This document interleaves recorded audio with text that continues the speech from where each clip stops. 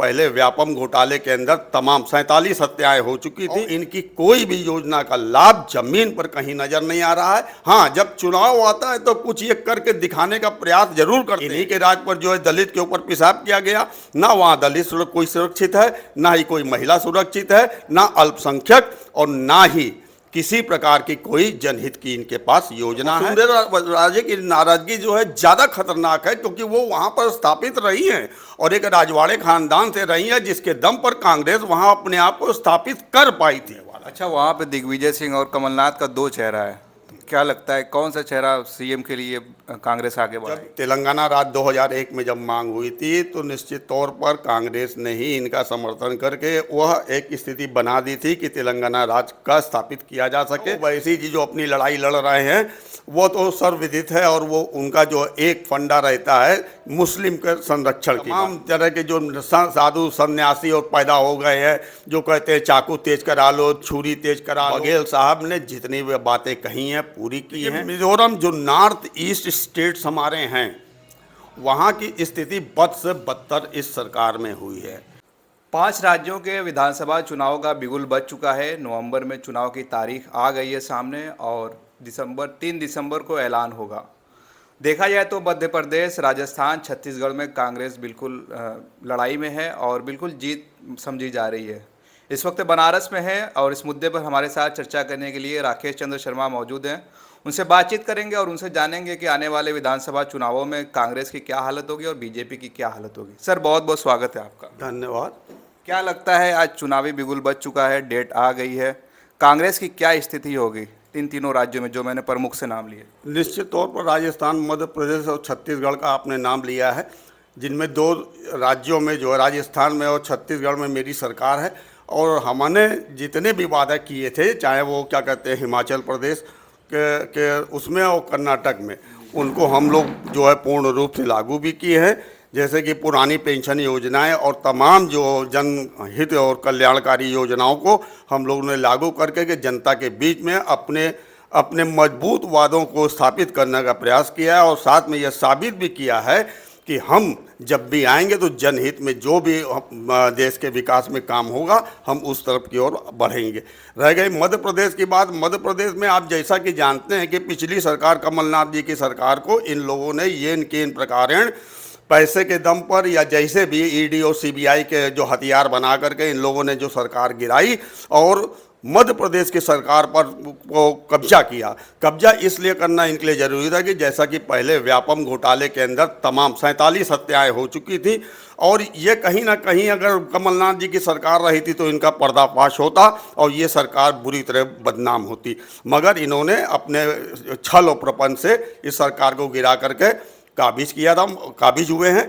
मगर निश्चित तौर पर आज जो इनके करनी है और जो भी जैसा ये लोग कर रहे हैं वो उससे वहाँ की जनता बहुत ही ज़्यादा क्या कहते हैं रुष्ट है। जैसा कि आपने देखा महिलाओं के बारे में ये बोलते हैं, महिला सुरक्षा के बारे में, महिला सबसे ज़्यादा वहाँ असुरक्षित हैं और इनकी कोई भी योजना का लाभ जमीन पर कहीं नज़र नहीं आ रहा है। हाँ, जब चुनाव आता है तो कुछ ये करके दिखाने का प्रयास जरूर करते हैं। इन्हीं के राज पर जो है दलित के ऊपर पेशाब किया गया, ना वहाँ दलित कोई सुरक्षित है, ना ही कोई महिला सुरक्षित है, ना अल्पसंख्यक, और ना ही किसी प्रकार की कोई जनहित की इनके पास योजना है। निश्चित तौर पर वहाँ पे भी हम जो है ताबड़तोड़ तौर पर वापस। अच्छा, राजस्थान में जो है कि इसके पहले भी गहलोत और पायलट के बीच कुछ तनातनी हुई थी। अब बीजेपी एकदम लगी हुई है, दूसरी तरफ वसुंधरा राजे नाराज हैं बीजेपी से।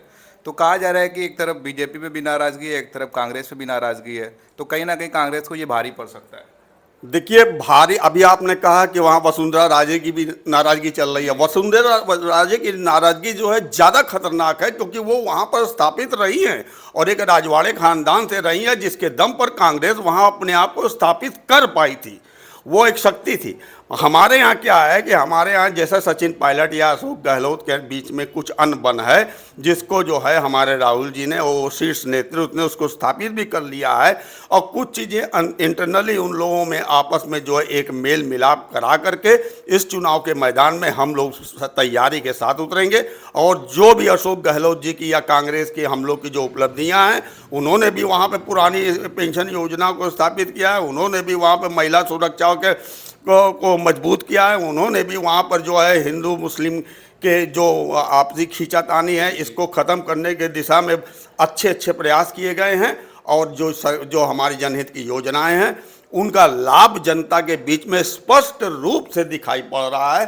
अब कुछ घटनाएं ये हो रही हैं जिसको कि वहाँ की गोदी मीडिया बढ़ा चढ़ा करके बदनाम करने की नीयत से दिखा रही है, लेकिन वास्तविक स्थिति जो ज़मीन की स्थिति है वहाँ की जनता से के बीच में आप जाएंगे तो निश्चित तौर पर अशोक गहलोत की छवि स्थापित हो चुकी है राजस्थान में। अच्छा, मध्य प्रदेश में जो पिछली सरकार कांग्रेस की बनी थी तो कहीं ना कहीं उसके जो विधायक थे वो बिक गए थे, तभी तो सरकार बना पाई। इस बार कहीं अगर लोगों के मन में ऐसा हो तो इस पर क्या कहना चाहेंगे?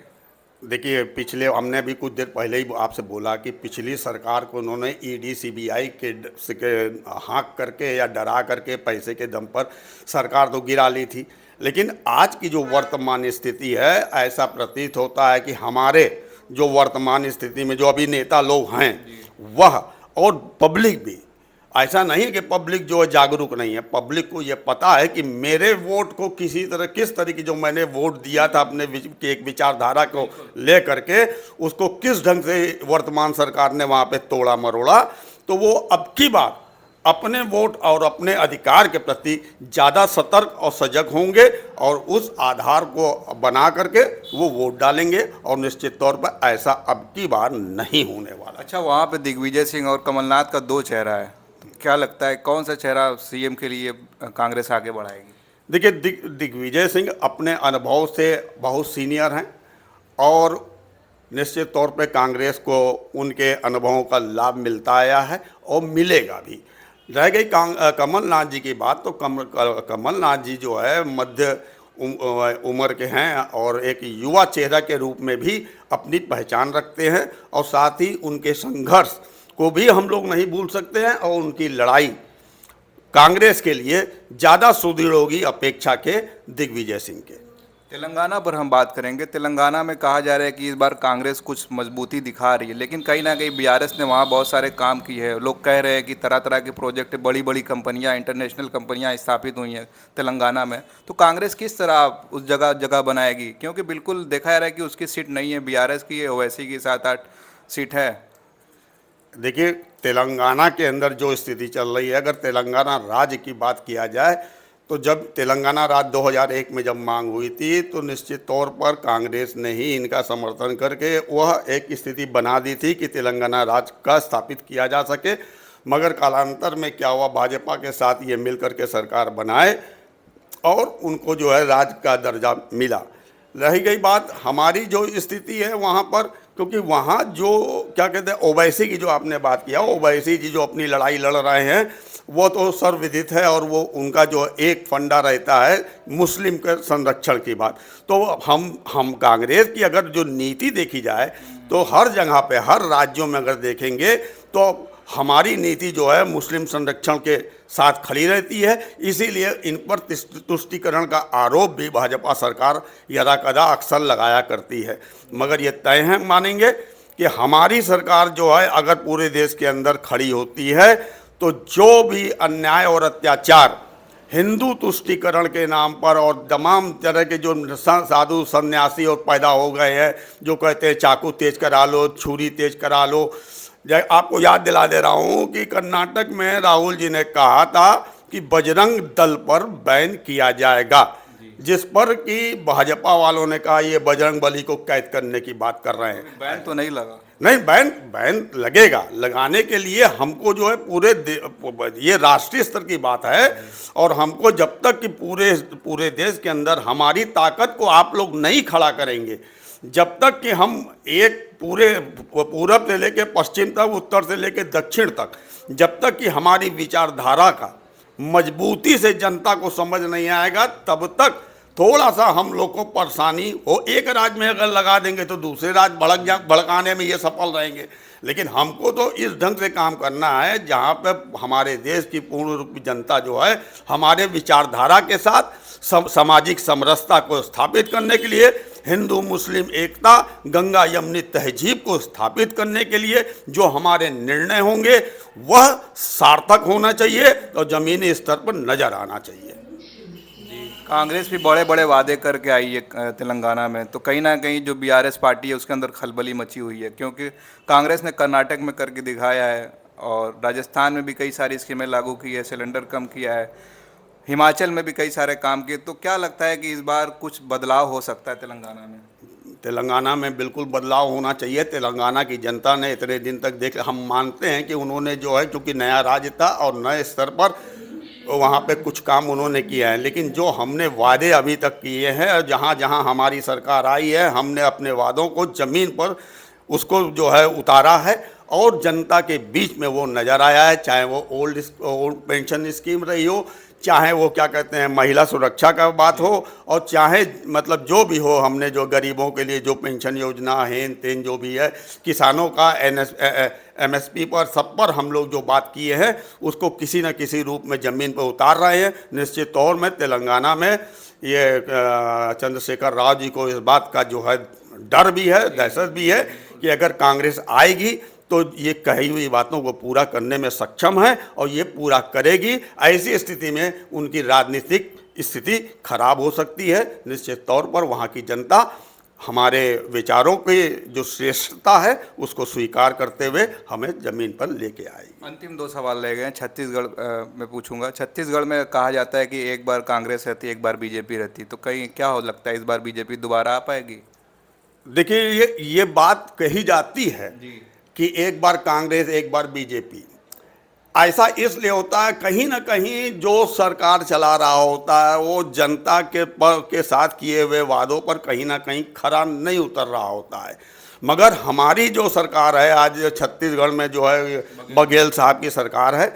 बघेल साहब ने जितनी भी बातें कही हैं पूरी की हैं, बल्कि ये कहा जाए जो गरीबों के लिए जो योजना और जो छत्तीसगढ़ में इन्होंने जो ज़मीन इनको दे दी थी, क्या नाम है, अडानी जी को, जो बांग्लादेश में जो बिजली सप्लाई करने के लिए, उसमें इन्होंने जो अध्यादेश ले आकर के जो होता है कि 20% वहाँ की क्षेत्रीय जनता को लाभ मिलना चाहिए, वो ख़त्म कर दिया था।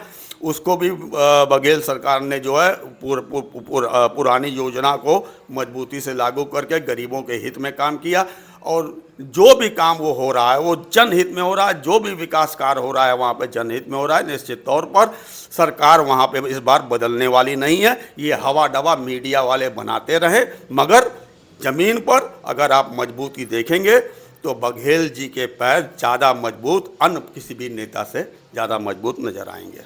अंतिम सवाल रह गया, मिजोरम पे क्या कहेंगे आप? देखिए, मिजोरम जो नॉर्थ ईस्ट स्टेट्स हमारे हैं वहाँ की स्थिति बद से बदतर इस सरकार में हुई है।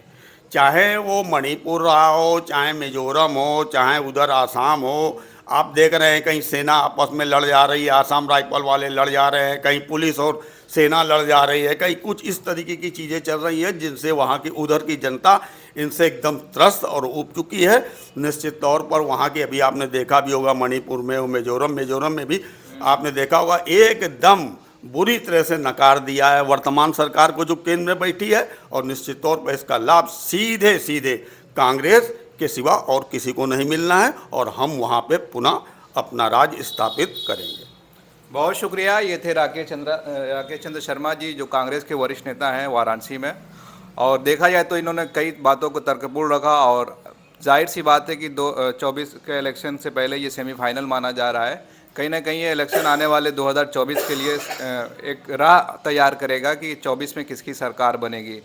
तो इन 5 राज्यों में से 3 राज्य बड़े महत्वपूर्ण माने जा रहे हैं, जिसमें राजस्थान, मध्य प्रदेश, छत्तीसगढ़ हैं। अब देखना ये होगा कि 3 दिसंबर को किसकी सरकार का ऐलान होता है। तब तक आप देखते रहिए खोज खबरिया। बहुत बहुत शुक्रिया।